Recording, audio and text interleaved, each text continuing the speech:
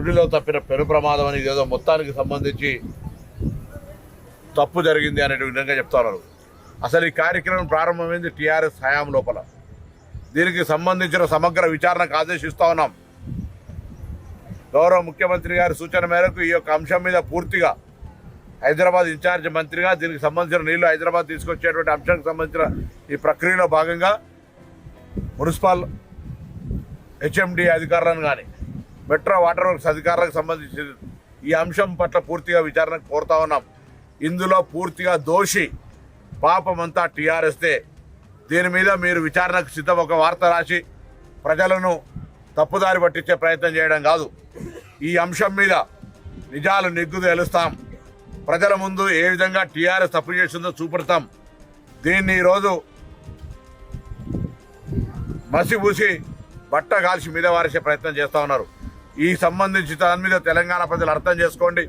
ఈరోజు టీఆర్ఎస్ వైఫల్యాలు ఒకటొకటి బయటికి వస్తూ ఉంటుంటే మొన్ననే కాళేశ్వరానికి సంబంధించి లోపభూయిష్టమైన విధానాలతో ఏ విధంగా తెలంగాణకు నష్టం జరిగింది. ఇప్పుడు కూడా మీరు చూస్తూ ఉన్నారు రైతు వేదికలల్లో 10 సంవత్సరాలుగా ఉమ్మడి రాష్ట్రంలో వచ్చిన ప్రయోజనాలు కూడా రైతులకు తెలంగాణకు రాలేదని ఒక రైతులు వాళ్ళు స్వచ్ఛందంగా నేనేం చెప్పనులే అంటే ఏ విధంగా తెలంగాణ ఏర్పడిన తర్వాత బాగా అవుతుంది అనుకుంటూ అంతకంటే హీనంగా జరిగినటువంటి పరిస్థితిని మళ్ళీ తెలంగాణలో కాంగ్రెస్ అధికారంలోకి వచ్చినాక రైతులకు సంబంధించి లేదా ఇతరత్ర ఇరిగేషన్ పరంగా అన్ని రకాలుగా సమస్యలు పరిష్కరిస్తూ జీతాలకు 1వ తారీఖున ఇస్తూ రైతులకు రుణమాఫీ చేస్తూ ఇన్ని రకాల కార్యక్రమాలు చేసే సందర్భంలో ఈ యొక్క సంఘటనలన్నింటినీ కూడా భూతత్వాలు పెట్టి చూపే ప్రయత్నం చేస్తున్నారు. ఈ ప్రభుత్వం అన్ని రకాల విచారణలు చేయడానికి సిద్ధంగా ఉంది. సుంకిశేల సంఘటన కూడా విచారణకు ఆదేశిస్తూ ఉన్నాం. దాని మీద సమగ్రమైన రిపోర్ట్ తెప్పించుకొని ఆనాడు ఎవరైతే దీనికి బాధ్యులు ఉన్నారో టీఆర్ఎస్ హయాంలో ఎవరైతే దీనికి బాధ్యత వహించాల్సిందో వాళ్ళ మీద కఠిన చర్యలు తీసుకునేటువంటి బాధ్యత మాది. ప్రజలు ఎక్కడ అపోహపడాల్సిన అవసరం లేదు. దీనికి సంబంధించి ఏనాడైతే ఈ కార్యక్రమాలు ప్రారంభమైనాయో వాటన్నిటికీ సంబంధించి పూర్తి స్థాయి లోపల మళ్ళీ సాంకేతికపరమైన నివేదికలతో మేము ముందుకు వస్తాం. తెలంగాణ ప్రజలకు చెప్తాం ఏ విధంగా ఏంది ఎన్నడూ డేట్లతో సహా అన్నీ కూడా తెలంగాణ ప్రజల ముందు ఉంచుతాం. విచారణకు ఆదేశించడం విచారణ ప్రాథమిక రిపోర్ట్ రాగానే తెలంగాణ ప్రజల ముందు ఉంచుతాం. ఇవాళ పార్టీ డిఫెన్స్లో పడి మొన్న కూడా చూసిన అసెంబ్లీలో సోషల్ మీడియాలో ఒక గిరిజన మహిళ అని చూడకుండా సీతక్క గారి మీద కావచ్చు లేదు ఇతరత్ర అనేకమైనటువంటి అసంతమైనటువంటి ఆరోపణలతోటి శాసనసభలో సరైన విధంగా జవాబు చెప్పలేక స్పీకర్ గారు దళితుడని ఒక దొరతనంతో అధ్యక్ష అని అతను పిలవలేక శాసనసభకు రానటువంటి పరిస్థితులల్లో ఇవన్నీ ప్రజలు గమనిస్తూ ఉన్నారు. తప్పకుండా మేము మా యొక్క బాధ్యతగా ప్రజల అవకాశం ఇచ్చినారు. 8 నెలల్లో ఇంత ఓపెన్గా మేము 200 యూనిట్ రాను లబ్ధిదారులు కరెక్షన్ చేసుకోమంటున్నాం. 500 గ్యాస్ సిలిండర్ రాని వాళ్ళని కరెక్షన్ చేసుకోమంటున్నాం.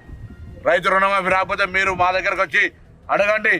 మేము ఎక్కడైనా ఇబ్బంది కలిగితే మీలాగా టీఆర్ఎస్ పార్టీ లాగా 1,00,000 రూపాయలని 5 సంవత్సరాలు పంచలే. 1,00,000 రూపాయల లోపున్న వాళ్ళు అందరికి వచ్చింది. ఈ మండలంలో 21 కోట్లు వచ్చినాయి. 1,50,000 రూపాయలు ఉన్న వాళ్ళకి పంచినాం. రేపు 2 లక్షలు ఉన్న వాళ్ళకు కూడా ఇచ్చేస్తాం. దేశంలోనే ఏ రాష్ట్రంలో లేని విధంగా మొట్టమొదటిసారి చేస్తా ఉన్నాం. దాంతో బర్దాష్కి బాహర్ అంటే వాళ్ళ అసహనానికి హద్దు లేకుండా పోయింది. వాళ్ళకు ఉండబడేటువంటి పార్లమెంట్లో 0 సీట్లు ఇచ్చిన తర్వాత కూడా ఇలా వాళ్ళకు పూర్తిగా ఓపిక లేకుండా ప్రజా సమస్యల మీద మాట్లాడలేని జ్ఞానం లేకుండా ఏది పడితే అది మాట్లాడుతూ ఉన్నారు. మేము ఇయ్యాలను కూడా బాధ్యత గల ప్రభుత్వంగా బాధ్యత గల ప్రతిపక్షంగా వ్యవహరించదలిచినట్టయితే మీరు నిర్మాణాత్మక సలహాలు ఇస్తే మేము స్వీకరించడానికి సిద్ధంగా ఉన్నాం. కానీ అవి ఏమి లేకుండా ఊరికేనే బట్టగాల్చి మీద వారేస్తే చూస్తూ ఊరుకునే ప్రభుత్వం కాదు ఇది. తప్పకుండా దోషులను శిక్షిస్తాం. ఏ హయాంలో స్టార్ట్ అయింది సుంకిశేల ఏ హయాంలో ఏం జరుగుతుందో బరాబర్ జవాబు చెప్తాం.